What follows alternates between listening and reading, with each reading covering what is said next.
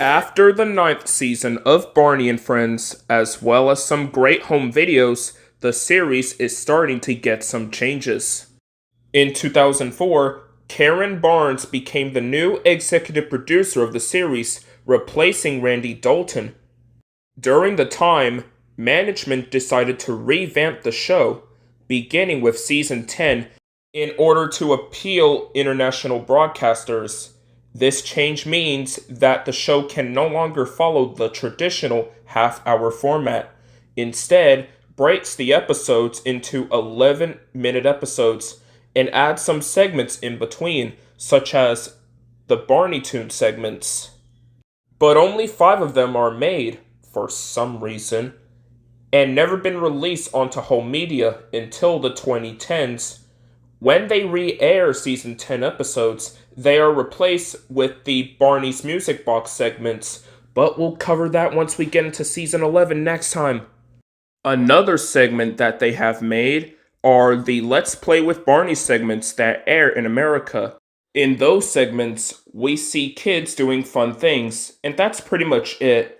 Just like the Barney Says segments, they are only seen on PBS, and they are never shown on Sprout, Universal Kids, or streaming services due to constraints, and they have been phased out over time and never used again, and this was a huge loss, at least to me. This is what happens when some segments faded into obscurity and never see the light of day. Thank goodness that we have some recordings, but it's not enough to see them in great quality, no matter VHS or DVR.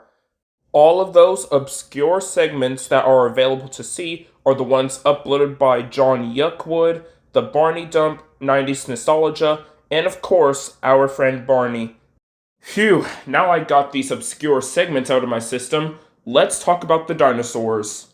Barney himself looks similar to season 9, but with slightly downward facing eyes and a slightly rounder head, in comparison to the previous suit before this. Oh yeah, not to mention that the toes are split and the feet are longer and boxier and appeared slightly taller, and the color is lighter because why not? Nothing much else to say about it. It's an okay design for Barney in this season. Now on to Baby Bop. She resembles on what she looked like from the Lyric Studios era, but the ears are slightly thinner, the tuft got smaller, the nose is rounder, and the eyelashes are slightly less flattered. Not much change from Baby Bop. As for BJ, the head was made narrow, and that's it. Not much change. While some kids return, like David, Rachel, and Laura, this will be the final appearance of Jackson. They are a lot of kids this time around. Some of them will be in future seasons, others will appear in a few episodes, or they would appear only once. All of the kid characters that we got are as follows: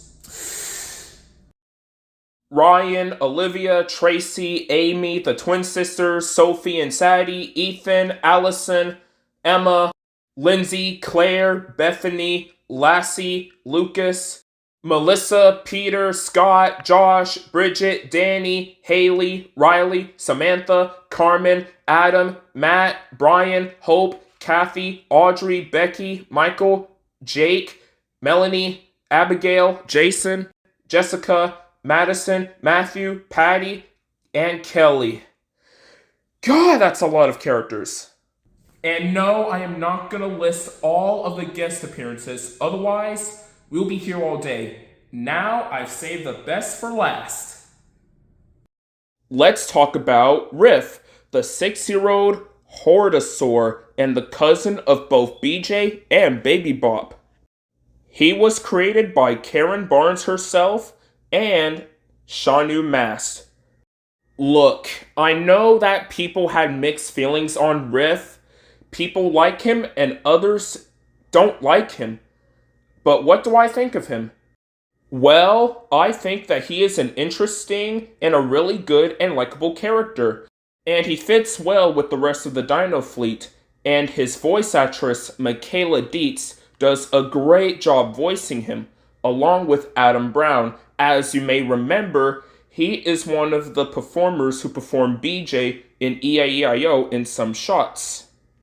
Dietz voiced the character from 2006 until 2011, and then she'll go on to pursue her acting career in movies and TV shows, such as Steven Universe, where she voiced Amethyst, 101 Dalmatian Street, The Owl House, The Ghost, and Molly McGee, and Baby Shark's Big Show. Anyway, back to the character. An interesting thing that I like about Riff is that he hears music whenever he goes, which ties directly into his song, I Hear Music Everywhere, which is a bop of a song. Able to mimic various sounds he makes, invent things, and of course, whenever he gets excited, his crest blinks, although he can be rather shy and doubtful at times.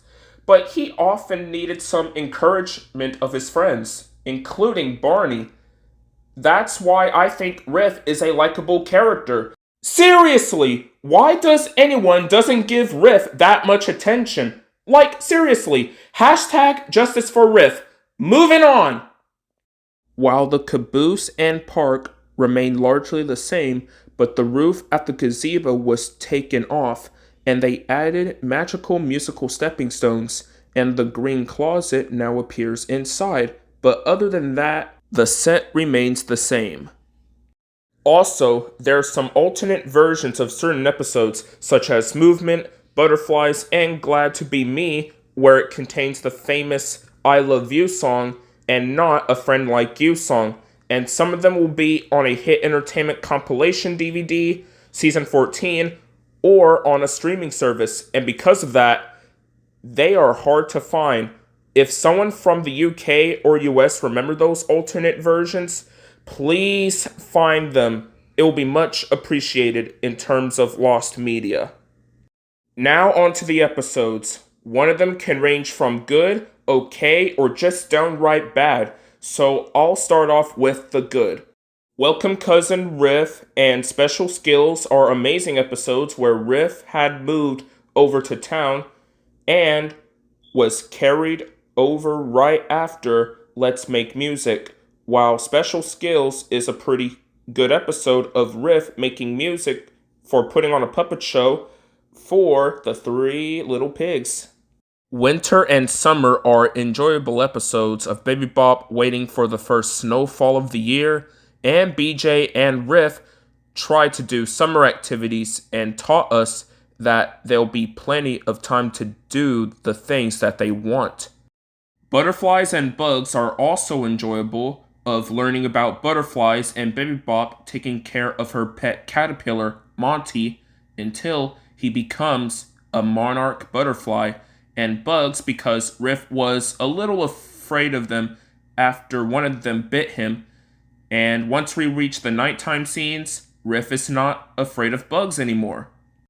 Days of the week and sharing are enjoyable of Barney coming up with fun activities for his dino pals during the week as they wait for a petting zoo. And after Riff busts BJ's scooter, he decided to sell toys to raise money to buy a new scooter, but then Mario came back and traded the scooter with Riff, and Riff traded him with a didgeridoo. And after this episode, Mario is never seen again, and this honestly should have been the 200th episode, which we'll get to the worst episodes later. And my personal favorite is Movement and BJ's Snack Attack, because both Baby Bop and BJ help Barney to prepare for the sack race. And the sack race is a lot of fun. I just love the William Tell Overture music in the background. As for BJ's Snack Attack, BJ wasn't feeling very well, and he binged on sweet treats, which led him to a dream about a world filled with treats. It is pretty funny, but yet feeling pretty bad for BJ when his face turns green. Now on to the okay but worse episodes, because those eps are so freaking bad. Caring and rhythm. While Caring is decent despite Baby Bop being a freaking idiot at the beginning where she almost spoiled Barney's surprise. And for rhythm, holy heck, Baby Bop should know better that she can do the clapping song and Mr. Knickerbocker, the lather, especially because the lyrics has a part of her name in it. Playing games is despicable because of Baby Bop doesn't know how to follow the rules of playing a game. And fun with reading, on the other hand, is pretty good because I am glad that BJ's superhero alter ego, Captain Pickles, is still alive and well. Although this shouldn't be the 200th episode because... why? Well, sharing takes place before making mistakes. Mother Goose because BJ doesn't believe that the land of Mother Goose isn't real.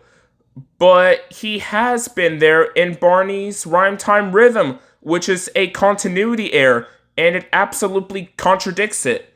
And Fairy Tales is alright despite BJ spilling the beans to Baby Bop about her surprise. And Things I Can Do is pretty bad because of Baby Bop's horrible characterization, and the fact that she doesn't know how to clap just ruins it for me. Hopping isn't the only thing that she can do. She can also do ballet, for crying out loud. Thank goodness for Differences for being the only season 10 episode where it focuses on Barney and the kids. Alright, I got the episodes out of the way. Let's move on to the conclusion. Season 10 aired on September 18th to October 13th, 2006. And of course, this season can be found on some DVD releases from the 2000s and 2010s. And you can also find the season on Amazon Prime Video, the Roku channel, FilmRise, Peacock, and 9 Story Media Group. So what do I think about Season 10 as a whole? I think this season is A-okay. The special effects are really good, the choreography and music are on point, Riff's screen presence are enjoyable to watch, and I don't mind the 11-minute format with 40 segments. But Baby Bop's characterization had a lot to be desired. And I swear it would continue to get worse and worse once we get to season 11. And BJ could have handled a little bit better. But hey, he's not too hammered on the head. So therefore, I give season 10 an 8 out of 10. And that concludes today's topic of the series. I hope you enjoy my discussion of season 10. And make sure to like, comment, share, and subscribe. And let me know what are your thoughts on this particular season, and what are your thoughts on Riff. This is Dre Edwards, and I'll catch you later once we get into season 11. So, I'll see you next time.